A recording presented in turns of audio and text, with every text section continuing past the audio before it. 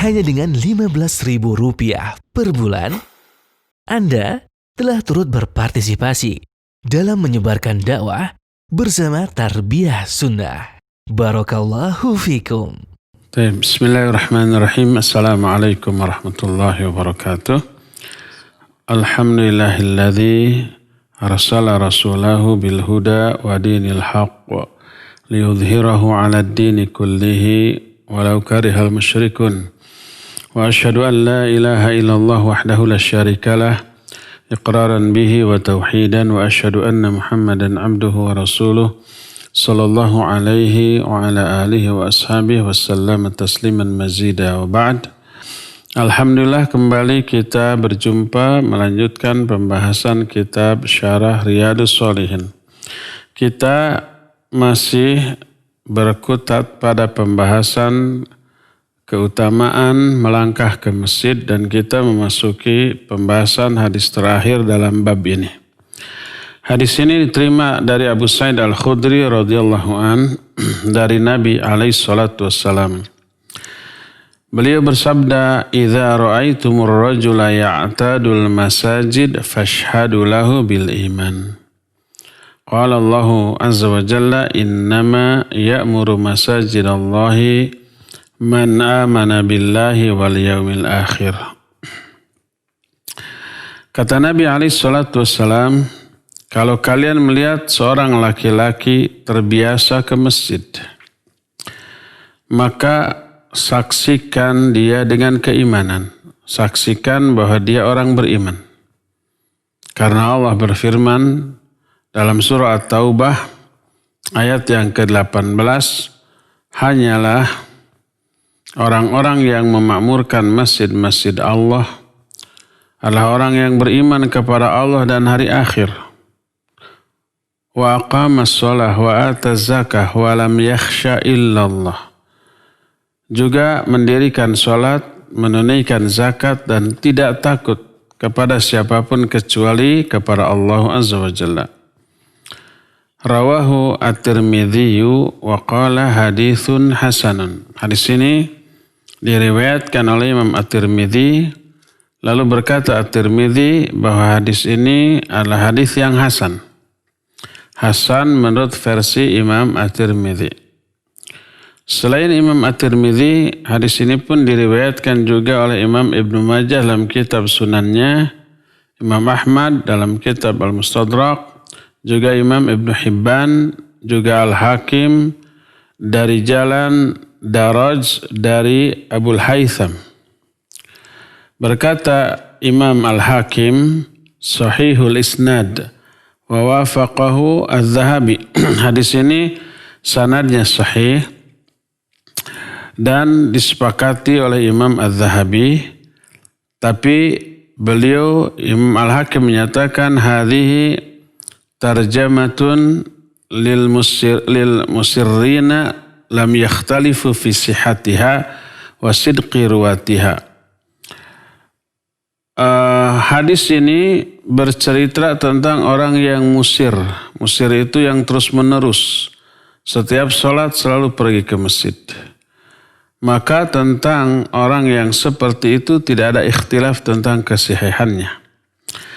Akan tapi Imam Az-Zahabi menyatakan Daraj ini banyak hadis-hadisnya yang mungkar.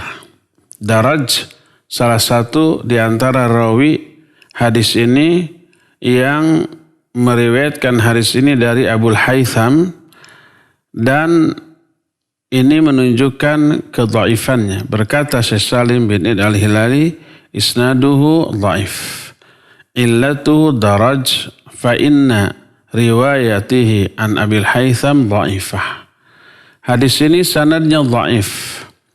Illatnya atau cacat dari hadis ini karena ada rawi namanya Daraj. Riwayat Daraj dari Abul Haytham ini dhaif. Berdasarkan hal inilah maka secara sanad hadis ini dhaif. Tapi maknahu sahihun dallat alaihil ayatul madhkurah ba'dah. Tapi makna yang terkandung dalam hadis ini sahih.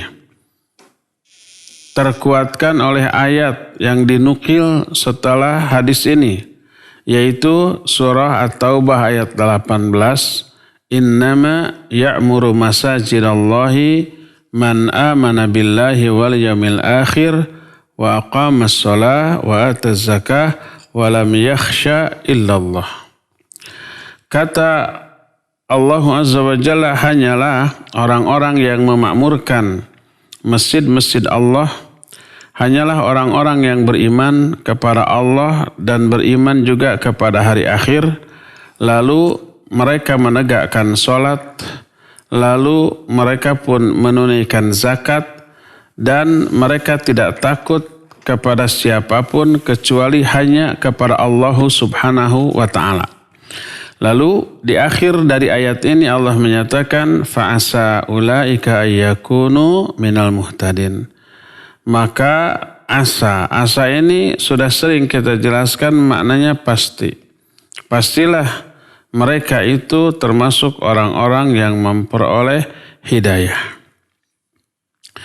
Ketika menerangkan ayat ini, berkata Al-Imam Ibnu Katsir rahimahullahu ta'ala, kata beliau, innama ya'muru masajidallah man amana billahi wal yawmil akhir, hanyalah orang-orang yang memakmurkan masjid-masjid Allah itu orang yang beriman kepada Allah dan hari akhir.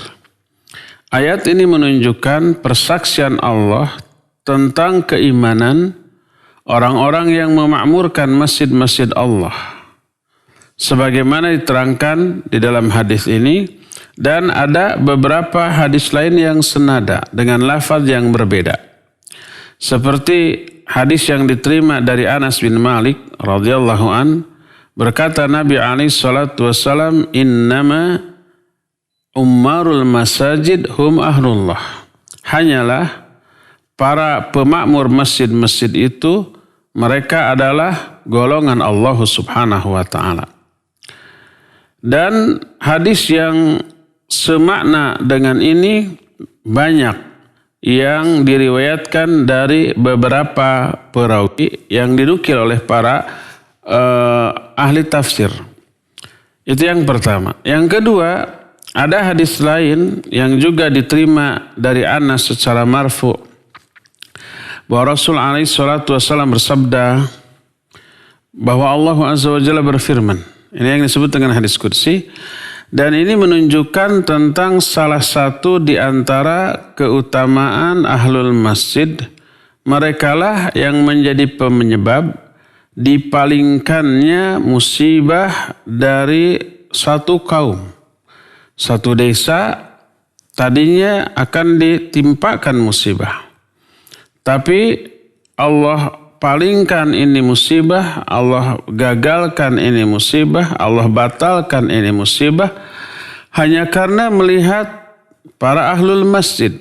Sebagaimana dalam hadis qudsi berfirman Allah Azza wa Jalla, wa izzati wa jalali inni la ahammu bi ahli al-ardi adzaban.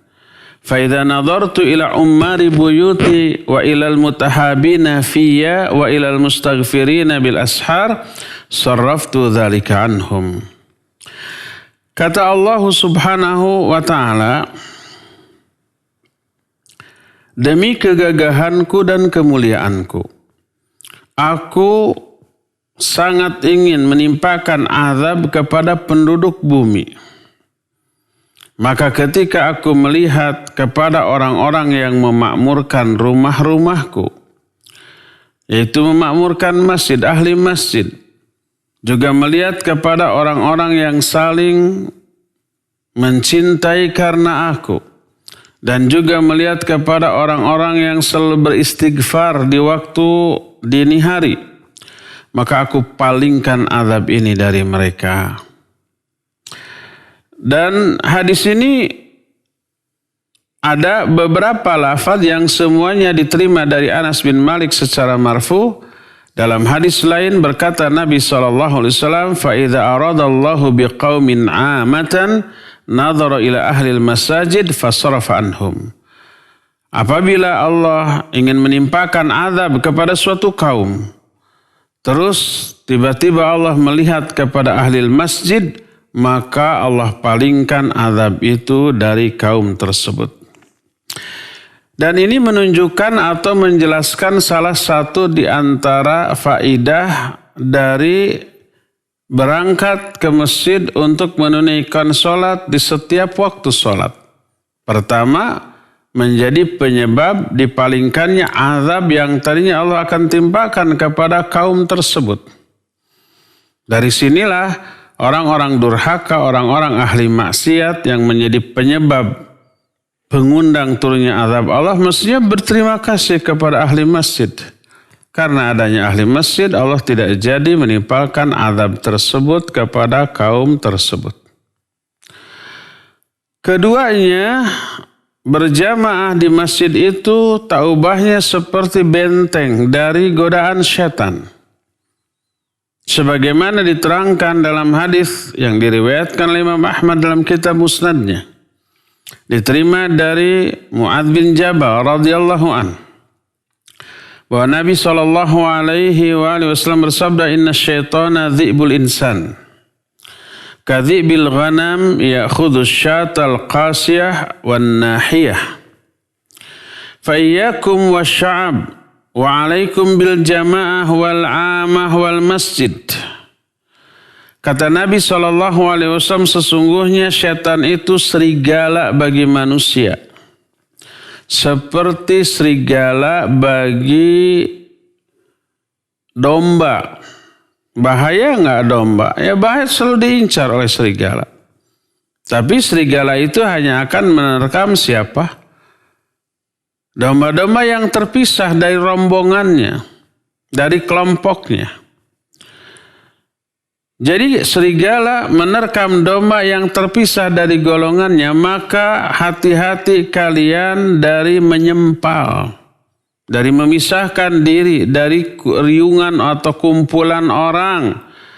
Wa'alaikum bil jamaah wal 'amah, hendaklah kalian berkumpul secara berjamaah, wal masjid, dan juga berkumpullah di masjid. Dalam hadis yang diriwayatkan oleh Imam Abdul Razak, hadis ini sampai kepada Amr bin Maimun al-Adawi, seorang tabi'in.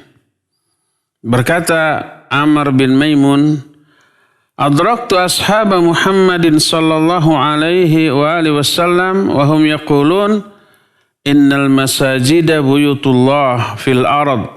Wa innahu haqqun 'ala Allahi ay yukrima man zarahu fiha. Aku berjumpa dengan banyak sahabat Muhammad sallallahu alaihi wasallam. Semua sahabat itu berkata bahwa masjid-masjid itu rumah-rumah Allah di muka bumi, dan sudah selayaknya bagi Allah memuliakan orang-orang yang mengunjunginya di rumah-rumahnya tersebut.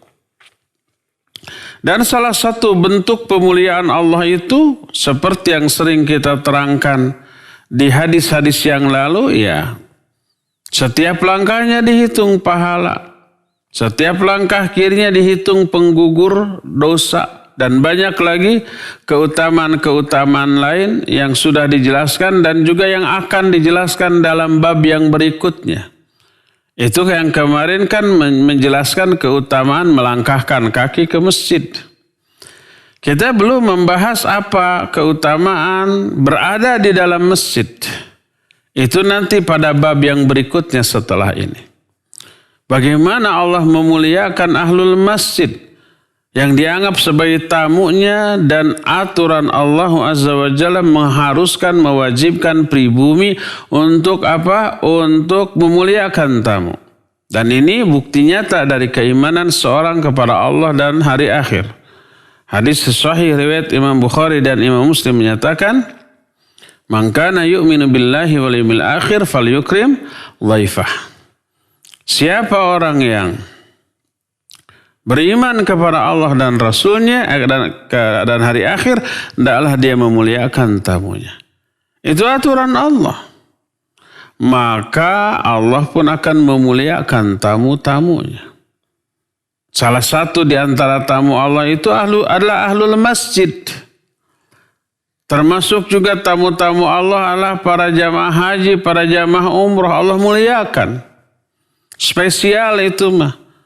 Sampai-sampai pada waktu hari Arafah, seluruh kaum muslimin disunnahkan untuk melakukan saum Arafah dengan iming-iming dihapus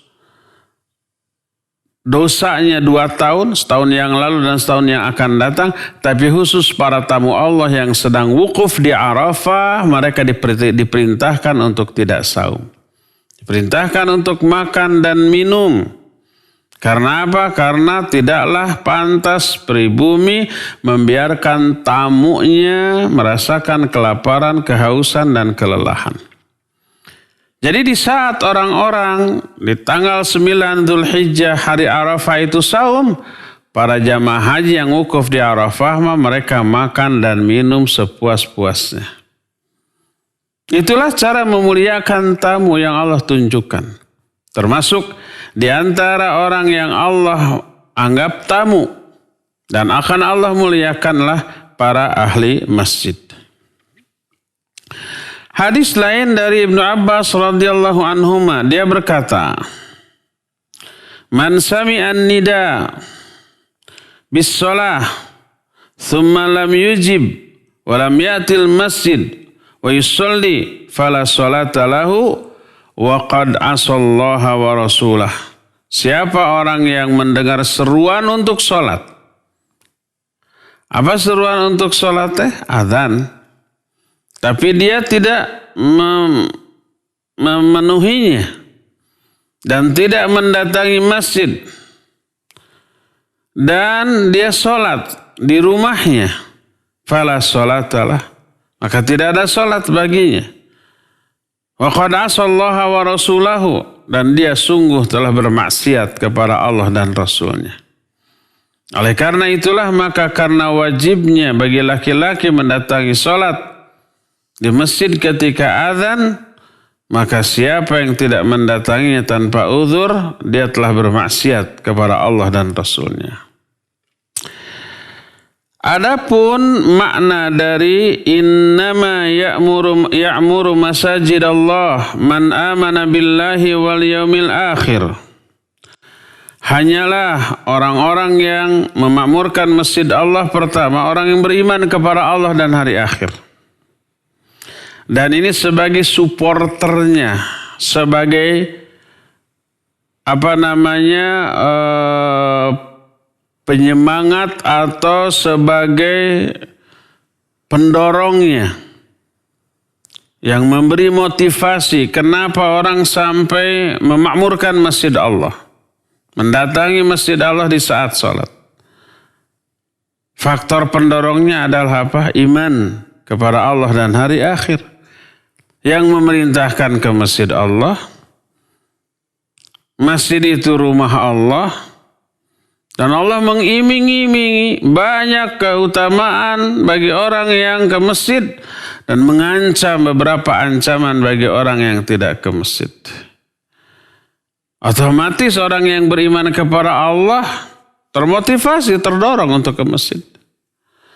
Kedua, keimanan kepada hari akhir. Semua yang Allah ancamkan, yang Allah janjikan, hanya Allah akan berikan di akhirat nanti. Di hari akhir nanti. Dihapusnya dosa, ditambahnya pahala, ada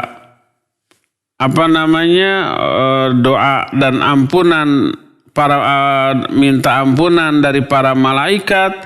Kemudian ada cahaya yang akan menerangi jalan-jalannya di akhirat yang terang benderang. Itu semua akan teralaminya di akhirat.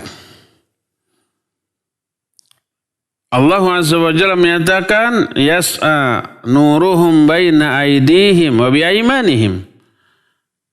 Cahaya mereka akan menerangi sebelah kanannya dan di depannya dan di sebelah kanannya. Ini hanya terjadi di akhirat, bukan di dunia. Yang iman kepada hari akhirat, tambah lagi awalnya di iman kepada Allah, pastilah akan terdorong untuk ke masjid. Ini yang pertama. Makanya orang yang tidak punya keimanan kepada Allah dan hari akhir tidaklah layak untuk menjadi apa? Menjadi orang-orang yang memakmurkan masjid Allah. Dan ini yang menjadi penyebab Allah mengazab orang-orang tersebut. Wa ma lahum alla yu'adzibahumullahu wa hum yasudduna 'anil masjidil haram wa ma kanu awliya'ah in awliya'uhu illal muttaqun walakinna aktsarun nasi la ya'lamun.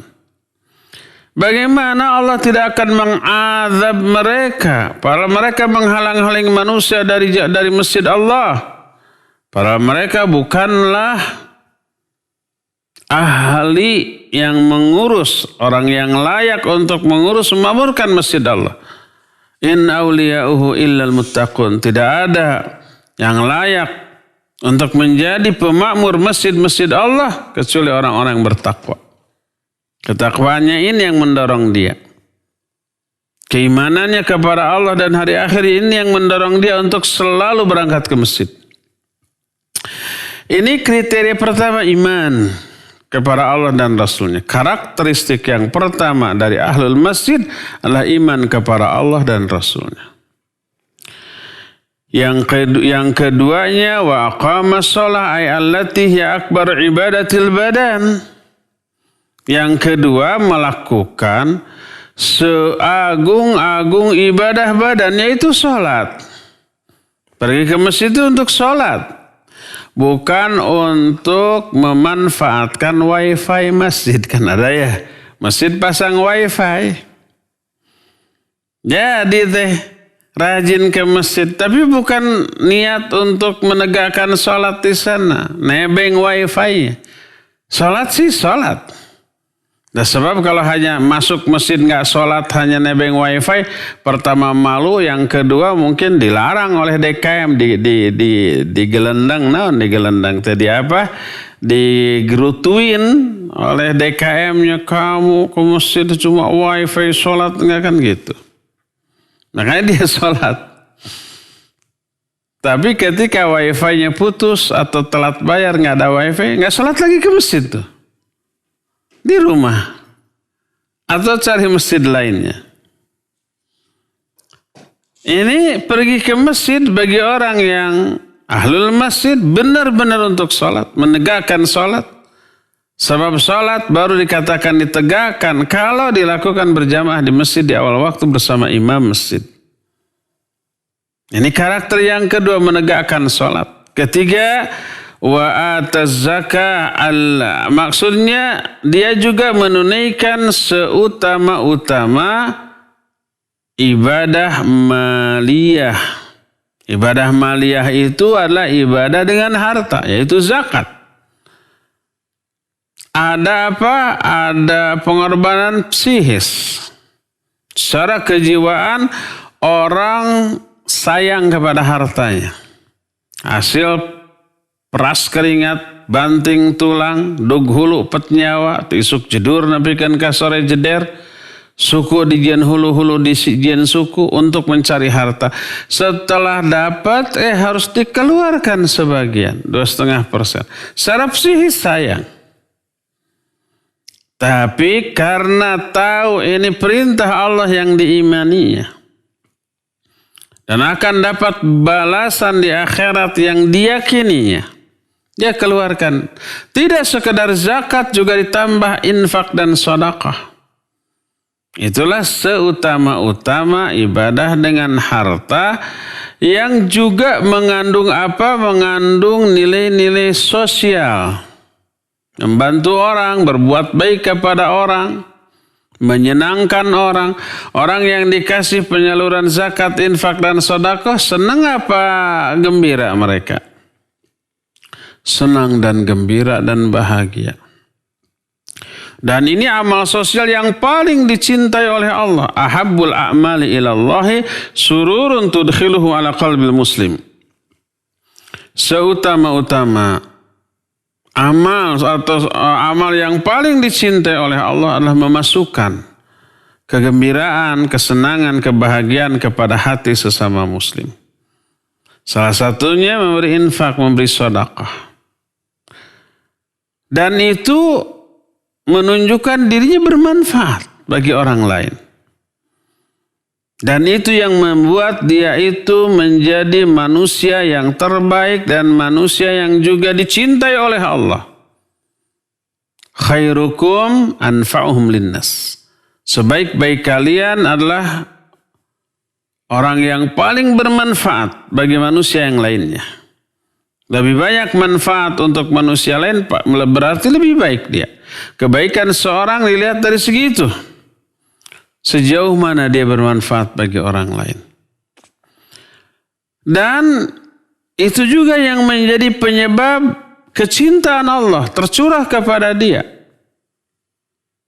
Orang yang paling dicintai oleh Allah itu yang paling bermanfaat. Sebagaimana hadis sahih riwayat Imam At-Tabrani dalam kitab Al-Awsat. Rasul sallallahu alaihi wasallam menyatakan, ahabbun nasi ilallahi anfa'uhum. Manusia yang paling dicintai oleh Allah adalah manusia yang paling bermanfaat bagi manusia lain. Wa ahabbul a'mal ilallah sururun tudkhiluhu al-qalbil muslim. Dan amal yang paling dicintai oleh Allah adalah memasukkan perasaan senang, perasaan gembira, perasaan bahagia kepada hati seorang muslim. Ini karakter yang ketiga, menunaikan zakat. Keempat, nah ini nih. Walam yakhsha illallah. Dia tidak takut kepada siapapun kecuali kepada Allah Azza wa Jalla. Dan ini yang menyebabkan mereka itu tidak tercegah, tidak terhalang pergi ke masjid untuk melakukan aktivitas ibadah. Walaupun umpamanya ada risiko berangkat ke masjid. Apa risikonya? Ya bagi orang tertentu, di tempat tertentu, dalam keadaan tertentu, mungkin saja ya.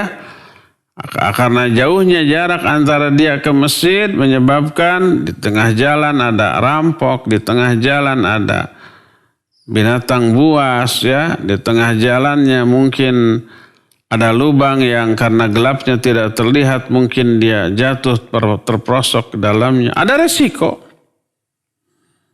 Di zaman PKI dominan atau bukan dominan lah. Walaupun sedikit tapi mereka itu aktif. Ustadz-ustadz, para ahli masjid diincar. Beberapa tahun atau bulan yang lalu. Karena ada orang-orang tertentu yang diincar di banjur sama air kerasnya. Ustadz-ustadz tertentu. Keluar dari rumah mau ke masjid pakai sarung, pakai kopiah. Datang motor menghampiri. Setelah dekat, dan seterusnya. Ada risiko. Dalam kondisi tertentu ya ke masjid ada risiko. Untuk sholat, untuk ngaji, untuk ceramah, untuk dakwah, apalagi untuk jihad. Walam yakhsha illallah. Semua itu tidak ditakuti. Semua itu tidak bisa menghalangi dia untuk menunaikan tugasnya sebagai seorang muslim.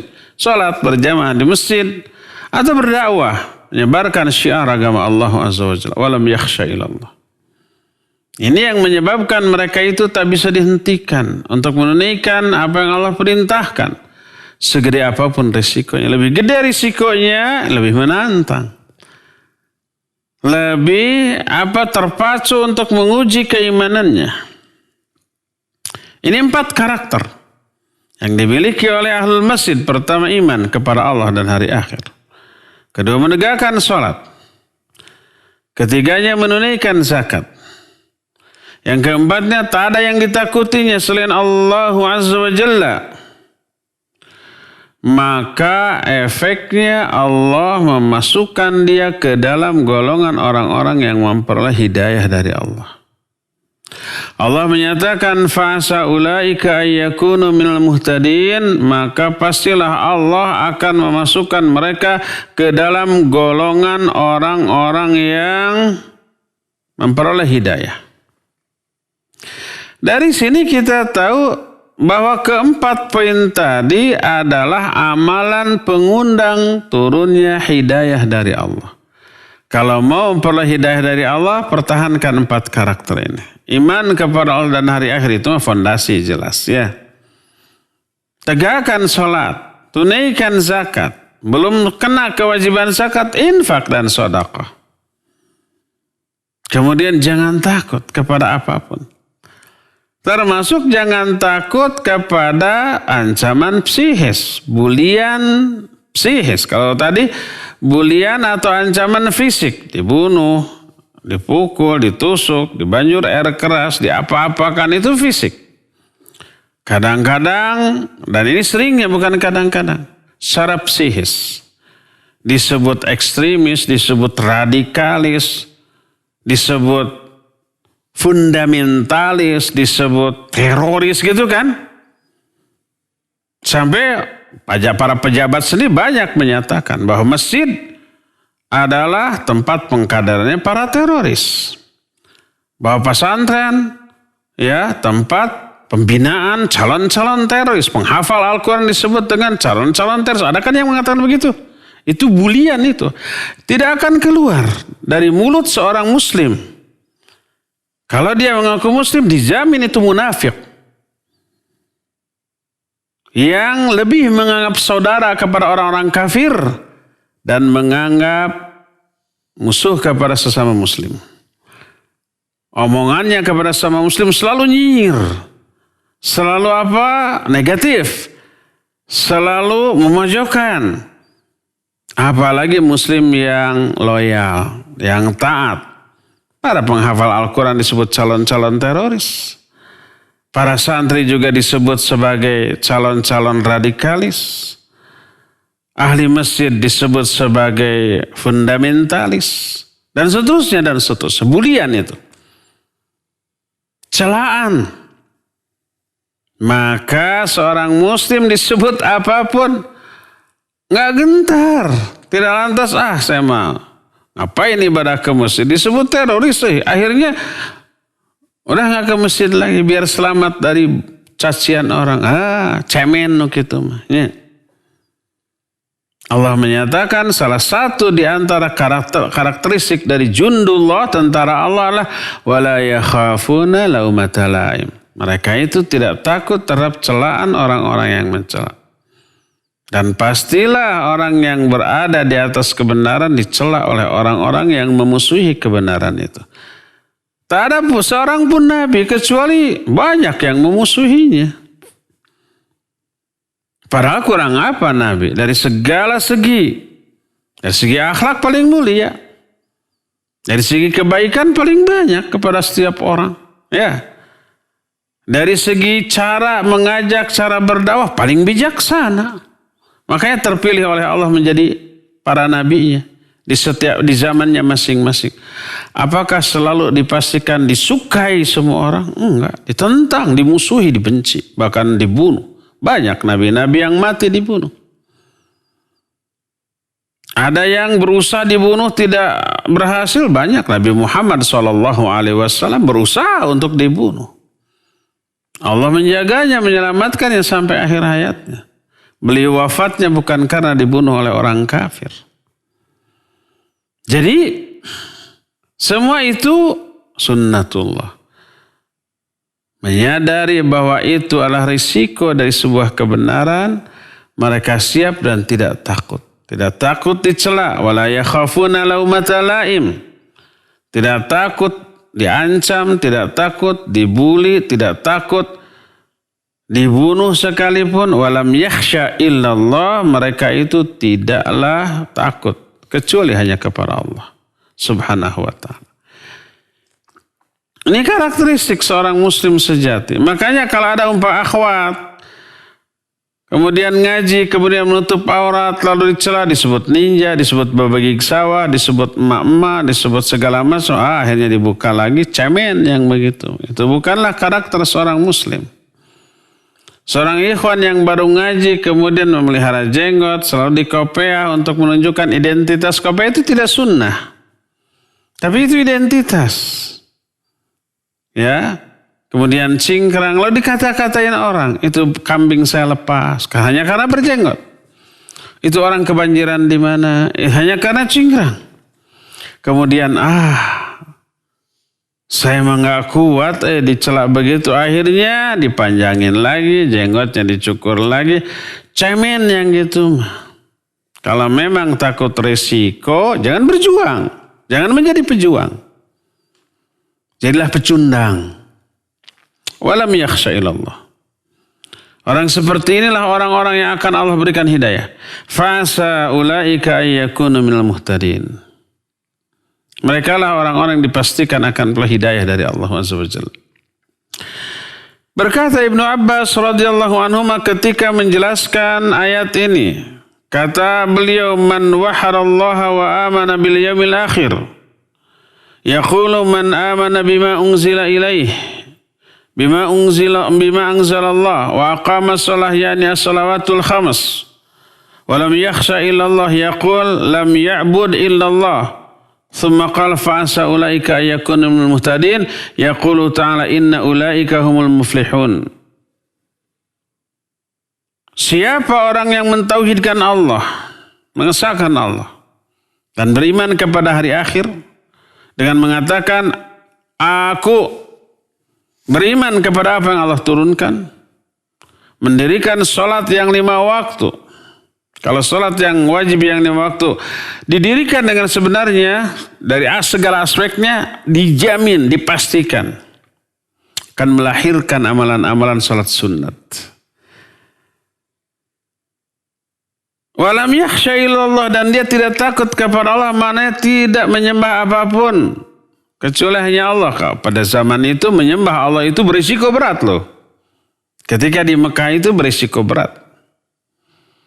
Dibuli, disiksa, diintimidasi, dipojokkan dan seterusnya. Tapi tetap tangguh. Walam yakhsha illallah. Tidak ada yang takuti kecuali Allah. Maka merekalah orang-orang yang akan berbahagia. Berdasarkan hal itulah maka ada beberapa karakter pokok bagi orang-orang yang disebut ahlul masjid. Pertama, mereka orang ahli tauhid yang mengesahkan Allah dalam hal ibadah. Tauhidnya kuat. Kedua, akidahnya mantap. Dan ini terlihat dari keimanannya kepada hari akhir. Yakin hari akhir itu ada. Wa fil akhiratihum yuqinun. Dan kepada hari akhirat, wabil akhiratihum yuqinun. Kepada hari akhirat mereka itu yakin. Yakin adanya hari akhirat, yakin adanya hari pembalasan di sana. Ada hisab, ada pembalasan.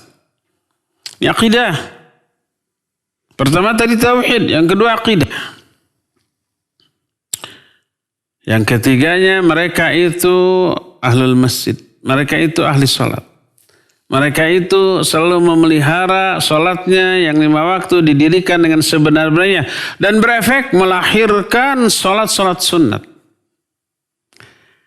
Siapa orang yang mengecap kelezatan, kenikmatan sholat fardu yang 5 waktu, niscaya dia akan kehausan dan kelaparan terhadap sholat-sholat yang lainnya. Ingin sholat lagi. Kata orang Sunda mah ganggarateun. Salat yang 5 waktu itu tidak cukup memuaskan dirinya karena apa? Karena masih ingin tapi harus sudah selesai. Itu yang kata orang Sunda disebut apa tadi? Ganggarateun. Kenapa tidak begitu memuaskan? Karena berjamaah. Inginnya panjang, bacaannya inginnya panjang, rukunya panjang, sujudnya panjang, semuanya. Tapi karena berjamaah nggak bisa sepanjang itu, baik sebagai imam ataupun sebagai makmum. Selesai sholat, jiwa ini masih ingin.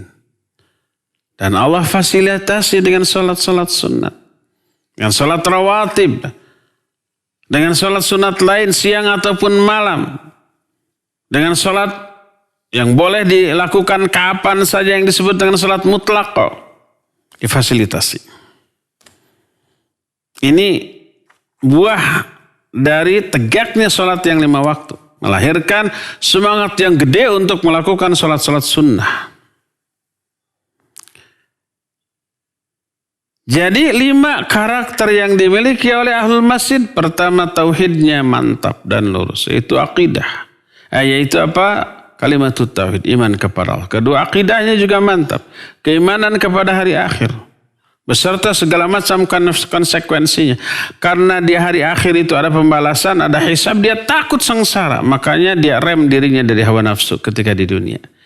Dia support dirinya untuk melakukan semua yang Allah perintahkan agar bahagia di akhirat.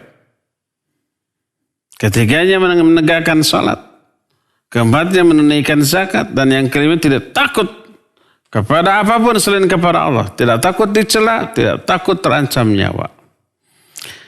Maka Allah masukkan mereka ke dalam golongan orang-orang yang akan memperoleh hidayah secara pasti. Allah menyatakan fa'asa ulaika ayyakunu minal muhtadin. Asa ini adalah pasti. Pastilah Allah Azza wa Jalla akan memasukkan mereka ke dalam golongan orang-orang yang memperoleh hidayah dari Allah Subhanahu wa Ta'ala. Ya, inilah penjelasan hadis terakhir dalam bab keutamaan berjalan menuju masjid. Insyaallah nanti akan kita bahas bab selanjutnya, keutamaan menunggu sholat di dalam masjid. Ya, cukup sampai di sini dan kita masuki sesi tanya jawab. Wassallallahu ala nabiyina Muhammadin wa ala alihi wasallam. Mangga. Nah, syukron Ustaz atas penyampaian kajian di kesempatan pagi hari ini yang sangat bermanfaat bagi kita semua. Dan kepada antum semua para pendengar dan juga pemirsa, sekarang giliran antum semua untuk bisa bertanya jawab dengan Al Ustaz. Kami persilakan berikan pertanyaannya melalui telepon di nomor 022 8686 2637 atau melalui pesan singkat di nomor 081 1227 1476. Baik, sudah ada penelpon yang masuk, kita angkat. Halo. Assalamualaikum warahmatullahi wabarakatuh. Waalaikumsalam warahmatullahi wabarakatuh. Silakan Pak Mulyono. Siap. Ustaz, saya mau tanya, bagaimana untuk membedakan orang yang bertauhid dan yang tidak bertauhid? Karena kadang-kadang orang yang nggak bertauhid itu bicaranya lebih giat itu, sedangkan tidak menjalankan. Sekian, assalamualaikum warahmatullahi wabarakatuh. Waalaikumsalam warahmatullahi wabarakatuh. Iya, Pak Mulyono. Barakallahu fiik. Pak Mulyono bertanya bagaimana cara membedakan orang yang bertauhid dengan yang tidak bertauhid. Bertauhid ya, bukan bertaukid. Bertauhid pakai H. Artinya bertauhid itu mengesahkan Allah dalam hal ibadah. Cara membedakannya, lihat siapa yang dia sembah. Kalau dia menyembah Allah tapi juga menyembah yang lain. Berdoa kepada Allah tapi berdoa kepada orang yang sudah mati.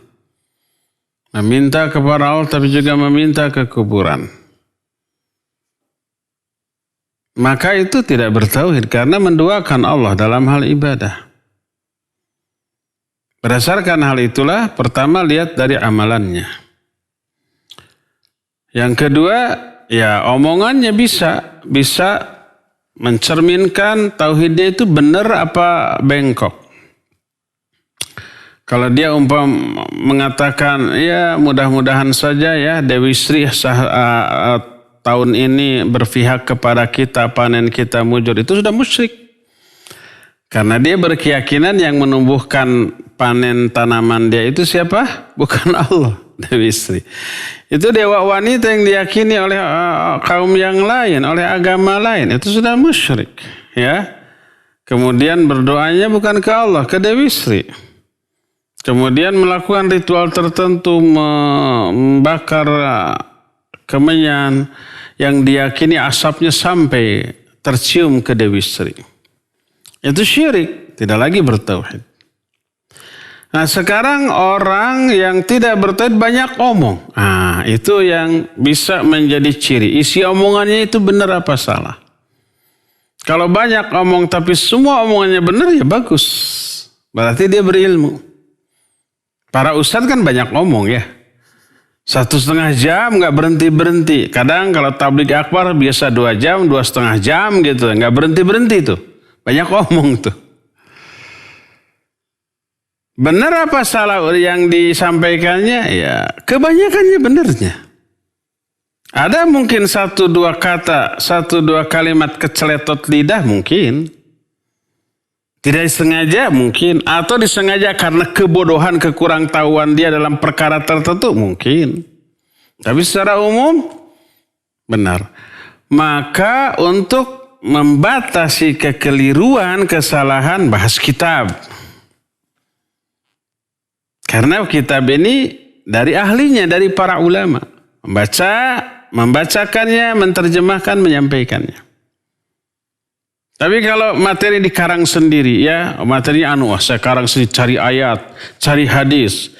Penafsirannya, ayat ini menurut dia, syarah hadis ini menurut dia. Ini berbahaya, beresiko. Lebih banyak salahnya nanti daripada benernya. Ya, karena kebodohannya memaksakan dia untuk berbicara di luar kemampuannya. Bisa salah, bisa keliru. Jadi kalau banyak omongnya itu semuanya benar berdasarkan ilmu, ya bagus. Tapi kalau umpamanya dia bukan ustadz, tidak berilmu, banyak omong, maka dari banyak omongnya terketahui kebodohannya. Peribahasa mengatakan tong kosong nyaring bunyinya, air beriak, tanda tak dalam, air berguncang, tanda tak penuh. Kalau umpamanya sungai terus beriak, terdengar riaknya, itu nggak dalam itu. Banyak batu-batu, dangkal itu paling semata kaki gitu ya. Sebab kalau dalam mah tenang. Ya nggak? Kalau dalam mah nggak bunyi. Air berguncang, tanda tak penuh. Kalau umpamanya poci atau teko atau apa yang biasa dipakai ini air teh, tempat air teh, do zaman baheula apa, gentong. Kalau dikoclak-koclakan, berguncang, koclak-koclak, berarti tidak apa? Tidak penuh mah. Ya berat, ya dikoclak-koclakan nggak bunyi, digoyang-goyang nggak bunyi. Lahirlah peribahasa air beriak tanda tak dalam, air berguncang tanda tak penuh, tong kosong, nyaring bunyinya. Kalau tong yang kosong coba ditakol, tong nyaring. Tapi kalau diisi apa aja penuh, beras, pasir, air, ditakol, apa bunyinya? Blep blep blep, nggak nyaring. Oleh karena itulah maka orang yang banyak berbicara akan terketahui kebodohannya, ya. Lihat pembicaranya. Kalau pembicaranya itu umpamanya keliru, salah, menyimpang, banyak ro'yu, banyak akal, ini orang bodoh. Kecuali kalau banyak omongnya itu adalah seorang alim yang sedang ngajar. 2 jam ngomong terus, banyak omong. Tapi tidak keluar dari rel, tidak keluar dari tema yang sedang dibahas yang merujuk kepada kitab yang bersumber dari para ulama, ya. Wallahu a'lam bishawab. Mangga lagi. Syukron Ustaz atas jawabannya. Kita kembali ke penelpon yang berikutnya. Kita angkat, ada yang masuk. Halo. Assalamualaikum. Waalaikumsalam. Dengan Pak Iqbal Ustaz. Iya, Ustaz. Fadol. Ustaz, tadi saya menyimak dari hadis yang dibawakan oleh Abu Sa'id Al-Khudri tadi, yang diriwayatkan oleh Abu Daud. Disebutkan tadi bahwa kemungkinan hadis ini adalah dhaif. Yeah. Sedangkan Allah Subhanahu wa taala kan tadi berfirman, ya, innama ya'muru masajidallahi man amana billahi wal yaumil akhir. Itu adalah sangat jelas, ya Ustaz, bahwasanya orang yang memakmurkan masjid adalah orang-orang yang beriman. Nah, mohon mungkin sedikit penjelasan kenapa dikategorikan hadis tersebut hadis dhaif, Ustaz. Jazakumullah khairan, Ustaz. Assalamualaikum warahmatullahi wabarakatuh. Ya, wa jazakallahu khairan. Waalaikumsalam warahmatullahi wabarakatuh. Ya, Pak Dentis Pak Iqbal. Pak Iqbal di Muhammad Toha. Beliau dokter gigi. Tadi hadisnya dhaif, kan isinya benar, ya. Sudah diterangkan apa alasan kedhaifannya. Dalam sanadnya ada seorang rawi namanya Darraj. Menerima hadis ini dari Abu Haytham. Darraj ini disebut dengan sebutan kathirul manakir. Banyak meriwayatkan hadis-hadis yang mungkar. Mana mungkar itu diingkari oleh para ulama tentang kesahihannya. Tidak diakui. Oleh karena itulah maka hadis yang diriwayatkan melalui sanad yang di dalamnya ada rawi namanya Darraj tadi adalah hadis yang dhaif. Secara sanad dhaif. Dhaif itu belum tentu bohong, enggak. Tapi juga belum tentu sahih, belum tentu benar dari Rasulullah SAW, belum tentu bohong. Diragukan. Nah yang ragu ini ditolak. Tidak diterima oleh para ulama. Lebih baik dalam rangka memelihara kemurnian agama, maka ditolak. Khawatir ada ajaran yang masuk ke dalam agama yang bukan berasal dari agama ini. Dalam rangka memelihara kemurnian agama ini. Tapi dari segi makna, dari segi isi, hadis ini benar sesuai dengan ayat. Juga sesuai dengan hadis-hadis yang sahih tentang keutamaan berjalan menuju masjid. Yang sudah kita terangkan di beberapa pertemuan yang lalu. Hadis ini kan menyatakan kalau kalian melihat ada seorang laki-laki yang selalu berangkat ke masjid, saksikan bahwa dia itu iman. Isinya benar apa salah ini hadis? Benar. Sesuai dengan ayat. Oleh karena itulah maka dipakai oleh para ulama. Di antaranya oleh Imam An-Nawawi dalam kitab Riyadhus Shalihin dimasukkan.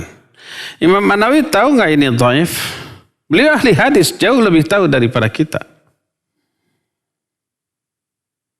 Hadis ini bukan riwayat Imam Abu Dawud, tapi riwayat Imam At-Tirmidzi. Lalu Imam At-Tirmidzi menyatakan hadis ini hasan. Kehasanannya disebut hasan li ghairihi. Hasan li ghairihi itu hadis yang sanadnya dhaif, tapi maknanya terangkat baik oleh ayat atau oleh hadis lain yang sahih yang maknanya semakna. Seperti hadis ini ditopang dengan ayat ke-18 dari surat At-Taubah, innama ya'muru masajidallahi man amana billah. Hanyalah orang-orang yang memakmurkan masjid Allah, hanyalah orang-orang beriman kepada Allah. Makanya setiap orang yang terlihat selalu bolak-balik ke masjid dalam sholat yang 5 waktu, saksikan dia orang beriman. Berdasarkan ayat itu juga. Oleh karena itulah walaupun dhaif maka dimasukkan. Ini yang dimaksud dengan hadis dhaif boleh dipakai untuk fadhailul a'mal. Maksud, ini banyak orang yang salah paham nih. Oh ini kan umpamanya ada keutamaan sebuah amalan, nih hadisnya, tapi hadisnya dhaif. Lalu dikatakan hadis dhaif untuk fadhailul amal kan boleh. Ini keliru. Yang dimaksud hadis dhaif boleh dipakai untuk fadhailul amal artinya hadis dhaif tersebut menjelaskan keutamaan sebuah amal yang sudah disyariatkan. Seperti hadis ini. Hadis ini dhaif. Tapi boleh dipakai karena untuk menjelaskan keutamaan sebuah amal yang sudah disyariatkan. Seperti berjalan menuju masjid untuk salat disyariatkan enggak? Iya disyariatkan oleh Al-Quran, oleh hadis yang sahih. Lalu ada hadis dhaif yang menerangkan keutamaan berjalan menuju masjid. Boleh dipakai. Karena memakai hadis ini tidak melahirkan kebid'ahan atau amalan baru, enggak. Amalan berjalan menuju masjid sudah disyariatkan oleh ayat ataupun hadis yang sahih. Adapun menggunakan hadis dhaif murni sebagai dalil pokok untuk mengamalkan satu amalan, maka ini yang tidak boleh. Umpamanya sebagian ulama ada yang menyatakan salat tasbih itu bid'ah. Karena apa? Karena hadis tentang hal ini dhaif. Bahkan sebagian ulama menyatakan maudhu'. Seperti Syekh Al-Utsaimin menyatakan hadis ini la aslalahu. Oleh karena itulah maka tidak ada yang namanya salat tasbih. Karena hadis yang mensunahkan ini dhaif. Dan tidak ada ayat atau hadis lain yang sahih yang mensyariatkan salat tasbih.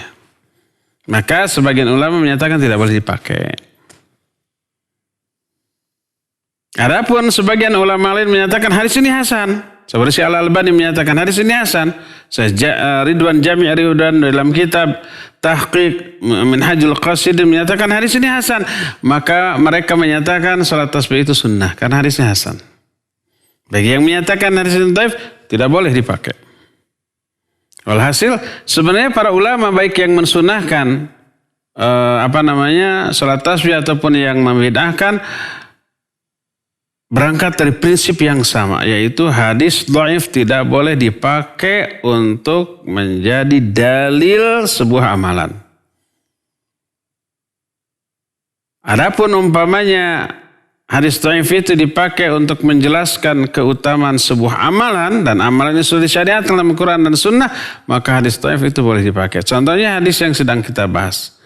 Nabi SAW menyatakan kalau kalian melihat seorang laki-laki bolak-balik ke masjid, terbiasa selalu datang ke masjid untuk melakukan salat, saksikan bahwa dia orang beriman. Hadis ini dhaif, tapi boleh dipakai. Karena untuk menjelaskan keutamaan berjalan menuju masjid yang sudah disyariatkan oleh Quran atau hadis lain yang sahih. Ya, demikian penjelasan kita Pak Iqbal. Wallahu a'lam bishawab. Silakan. Syukran Ustaz atas jawabannya. Kita kembali memanggil antum semua untuk bertanya secara langsung pada Al Ustaz. Bisa melalui telepon di nomor 022 8686 2637. Ada? Halo? Sudah putus. Kami silakan dicoba kembali bagi yang akan bertanya secara langsung kepada Ustaz melalui telepon di nomor 022 8686 2637. Halo? Kosong berarti. Kita bacakan pertanyaan yang melalui pesan singkat Ustaz dari WA dari seorang ikhwan di Bandung. Ustaz, apakah masih ada rukhsah di kondisi saat ini untuk tidak sholat di masjid berhubung kondisi masjid di saya tidak ketat dalam protokol kesehatannya? Ya, sebut daerah mana ya? Gede Bage tadi. Gede Bage. Oke, baik. Barakallahu fik. Iya, kalau memang ancaman virus corona ini masih membahayakan kita. Karena memang data statistik menunjukkan adanya peningkatan orang-orang yang terpapar, orang-orang yang terkena dengan virus ini. Yang tadinya hijau menjadi merah mendadak. Ya. Nah, jadi kalau memang berisiko seperti itu ya ini jadi uzur. Jadi uzur untuk sholat di rumah. Jangankan yang membahayakan nyawa. Virus ini kan membahayakan nyawa. Lebih banyak yang mati orang yang terkena virus daripada yang sembuh. Yang sembuh ada banyak. Tapi data menyatakan lebih banyak yang matinya. Ya. Yang hidup yang sembuh juga, menderitanya ketika perawatan luar biasa. Dengan biaya yang super tinggi gitu ya. Semoga Allah melindungi kita dari musibah wabah ini ya. Dan semoga Allah segera mungkin mengangkat. Jadi jangankan yang mengancam nyawa, uzur yang tidak mengancam nyawa saja membolehkan kita sholat di rumah. Contohnya apa? Hujan. Kalau kita hujan ke masjid, terancam nggak nyawa kita akan mati? Tidak ya. Tebohak-bohak acan. Paling basah bisa diantisipasi dengan payung, dengan jas hujan. Mau ada payung, mau ada jas hujan, boleh tetap di rumah kalau hujan. Dan tidak berdosa. Dan tetap memperoleh pahala sholat berjamaah di masjid seperti biasa. Padahal nggak harus mengancam nyawa. Apalagi ini ancaman nyawa-nyawa. Tidak hanya nyawa kita, nyawa keluarga kita kalau kita kena. Dan ketika kita kena pertama kali, waliyadzubillah, kita kan gak ngerasa ya. Gak ada gejala tuh sehari dua hari. Kita dekat dengan istri kita, dengan anak-anak kita, dengan orang tua. Kalau orang tua itu ada di rumah kita, dengan cucu, kalau cucu itu ada di rumah kita. Ya, ke warung, kemudian dengan tetangga berinteraksi. Kena semua. Jadi bukan hanya kita, tapi orang lain, orang-orang terdekat kita. Makanya kalau di satu keluarga ada yang kena, sekeluarga itu diisolasi, terus diswab. Dipastikan apa sudah terpapar atau tidak. Ya. Jadi risikonya nyawa bukan hanya nyawa kita, nyawa keluarga kita, nyawa tetangga kita. Nyawa sahabat-sahabat dekat kita. Maka jelas ini uzur yang lebih kuat daripada sekedar hujan. Allah menyatakan wala tulqu biaidikum ila tahlukah. Jangan kamu jerumuskan dirimu ke dalam kebinasaan. Farra minal mazdum firaraka minal asad. Larilah kamu dari wabah sebagaimana kamu lari dari singa. Jadi ayat ada, hadis ada. Maka jelas itu jadi uzur. Kalau memang di suatu daerah zona merah, terus masjidnya tidak ketat, pintunya selalu ditutup sehingga handle pintu itu dipegang oleh setiap orang yang masuk, ya. Hanya didorong saja tidak, karena harus diginikan, ya, diapakan namanya? Dibegitukan, harus dipegang handle pintunya. Tidak ada umpamanya pengukur suhu tubuh, tidak ada hand sanitizer, tidak ada jarak, berisiko. Jangan sampai kita berargumen dengan takdir, ya, ada mati takdir. Betul, tapi kita wajib ikhtiar. Ikhtiarnya menjauhi hal-hal yang bisa menyebabkan kematian. Makanya Allah menyatakan wala tulqu biaidikum ila tahluka. Jangan kamu jerumuskan dirimu ke dalam kebinasaan. Binasa atau tidak sudah takdir, tapi wajib berusaha tuh. Wajib ikhtiar. Ya. Oh, Nabi SAW merintahkan rapat kalau sholat nggak boleh renggang. Ya, rapat itu dalam kondisi normal. Kalau nggak ada uzur, kalau ada uzur mah ya boleh. Nabi SAW melarang menutup mulut ketika sholat. Hukumnya bukan haram, makruh. Para ulama menyatakan makruh. Ya, kalau dalam kondisi normal. Kalau nggak ada uzur nggak boleh. Kalau ada uzur seperti kita lagi batuk atau lagi hasih-hasih teh, bersin-bersin, flu itu kan virus. Tutup walaupun dalam sholat, daripada menginfeksi yang lain nanti, daripada menulari yang lain nanti. Ya, unta saja yang sakit, ya yang sehat tidak boleh disatukan dengan unta yang sakit. Ini unta loh, binatang, apalagi orang. Kalau ada uzur, apa yang tadi dilarang menjadi boleh, menjadi afdal. Karena ada ya hadis itu betul, sahih riwayat Imam An-Nasai. Bahwa Rasulullah SAW melarang seorang menutup mulutnya di dalam sholatnya, betul. Tapi dalam kondisi normal. Kalau ada uzur ya boleh, bahkan harus, daripada menulari yang lain. Jadi si masker ini menyelamatkan kita dari orang lain, menyelamatkan orang lain dari kita. Kalau kita ada virusnya, dengan tertutup oleh ini tersaring. Kalau kita bebas dari virus, orang lain mungkin ada virus, dengan ada ini tersaring. Walaupun dalam sholat. Virus itu tidak memilih, ini orang-orang lagi sholat, jangan menulari dulu. Enggak, virus enggak mikir begitu. Oleh karena itu, lahir fatwa para ulama. Masyayikh yang ittifaq dalam ini tentang bolehnya menutup mulut ketika sholat kalau ada uzur seperti ini. Apalagi larangan itu hanya jatuh kepada makruh dan tidak jatuh kepada haram.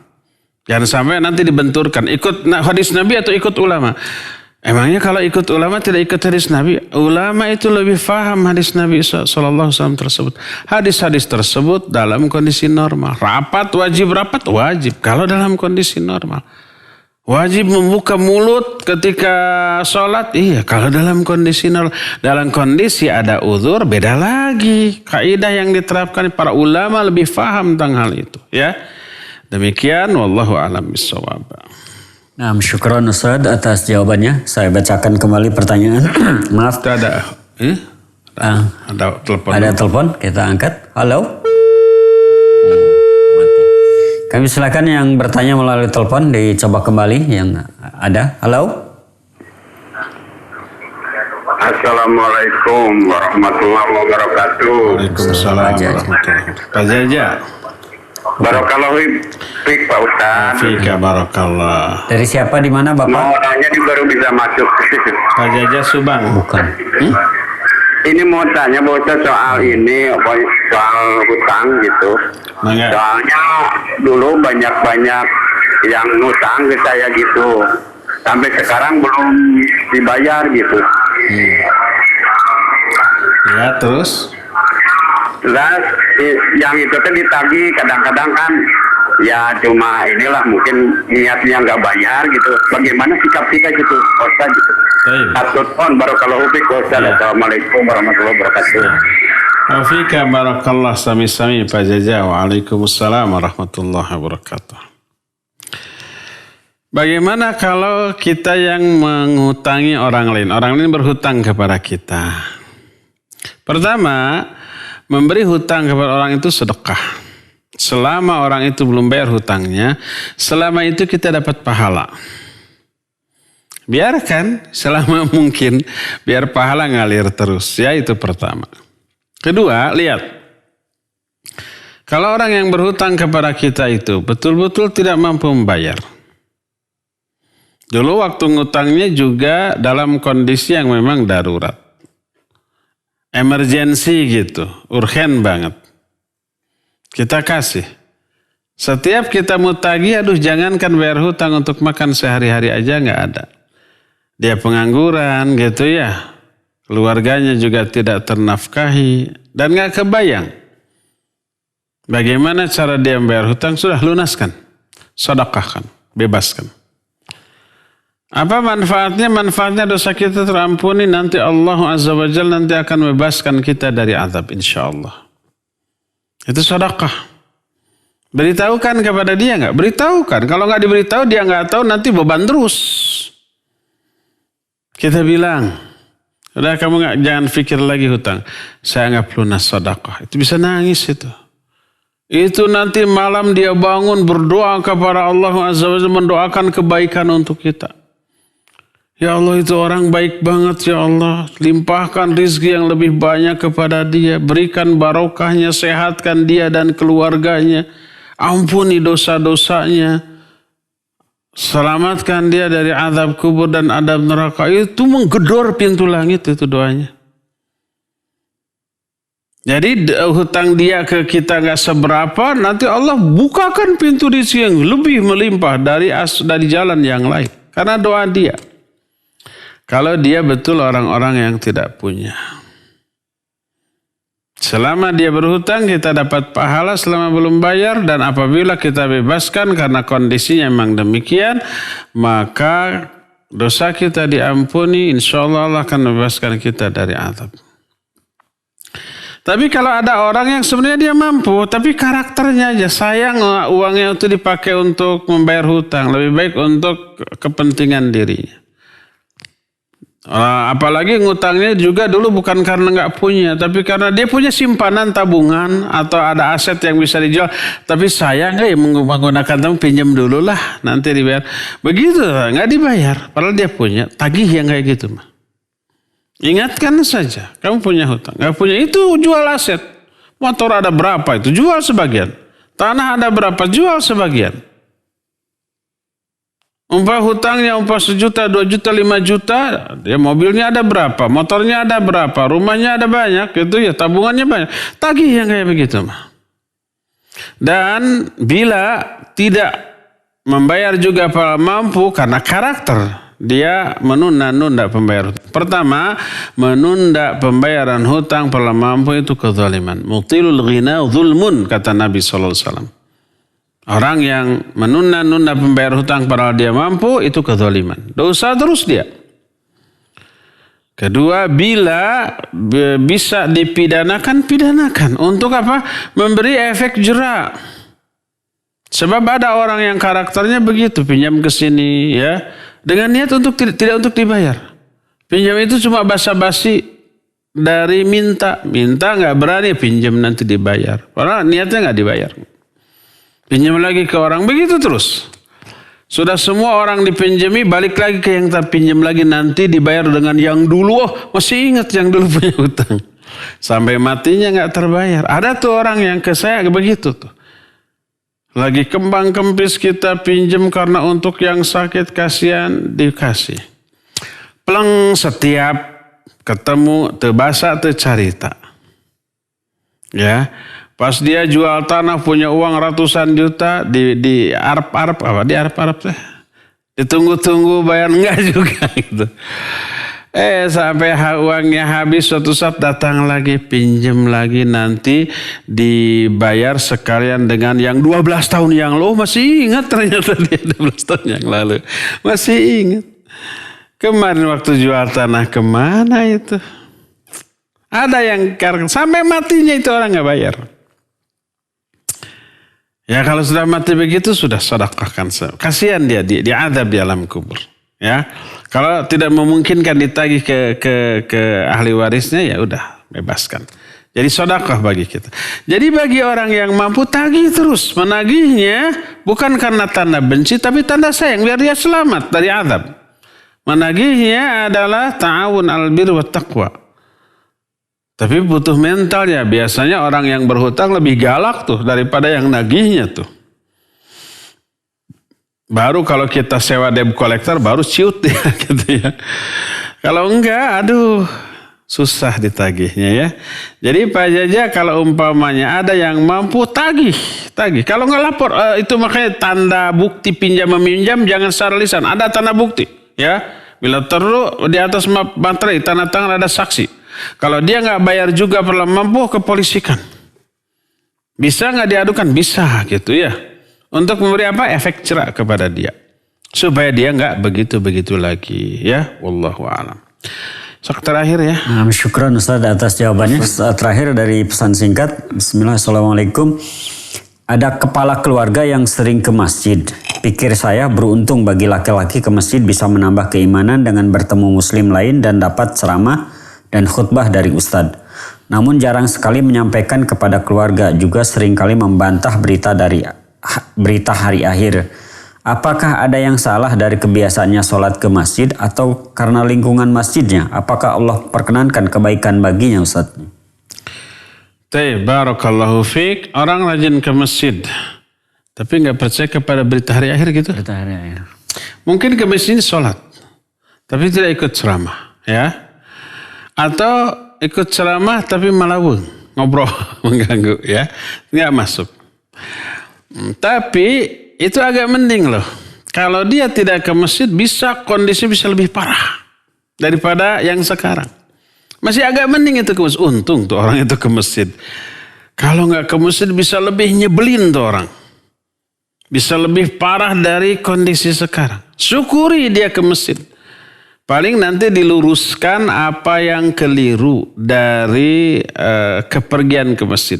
Kepergian ke masjid dipastikan nggak keliru, nggak salah. Mungkin lihat ketika di masjidnya gimana, ya. Apakah ketika di masjidnya ngobrol, kalau ketika ngaji atau hanya brushing gitu. Ketika ngaji, kalau memang dia suka ke pengajian, ya. Sebab aneh kalau orang umpamanya suka ngaji ke masjid tapi nggak percaya kepada berita hari akhir, aneh. Padahal di pengajian pasti dibahas masalah wajibnya beriman kepada hari akhir dengan berita-berita yang bersumber dari Quran Sunnah. Mungkin kalau yang dimaksud nggak percaya kepada berita hari akhir, kalau berita itu tidak berdasarkan Quran Sunnah. Seperti contoh siapa orang yang berkurban tapi ngambil kepalanya maka dia akan menunggang kambing yang tak berkepala. Nggak percaya sama. Memang betul itu mah nggak boleh dipercaya karena nggak ada berita, nggak ada hadis yang sahih tentang masalah itu. Siapa orang umpamanya yang berkurban maka setiap bulu dari hewan kurbannya akan menjadi kambing sebanyak itu di akhirat. Nggak percaya saya. Itu mah boleh karena memang hadis tentang hal itu tidak benar. La aslalahu, tidak ada asalnya ya. Jadi kalau tidak percaya kepada berita hari akhir itu adalah yang tidak didasarkan kepada Quran dan Sunnah, ya betul begitu. Tapi kalau ada ayatnya, ada hadisnya dan hadisnya sahih lalu tidak percaya, ini berbahaya. Tapi wajib disyukuri kepergian dia ke masjid yang rajin ya. Untung dia masih ke masjid. Sehingga tidak terlalu parah. Kalau dia tidak ke masjid bisa lebih parah daripada itu ya. Demikian wallahu a'lam bishawab. Cukup sampai di sini, insyaallah kita akan jumpa kembali di hari Ahad yang akan datang. Subhanakallahum bihamdik asyhadu an la ilaha illa ant astaghfiruka wa atubu ilaika. Alhamdulillah rabbil alamin. Wassalamualaikum warahmatullahi wabarakatuh.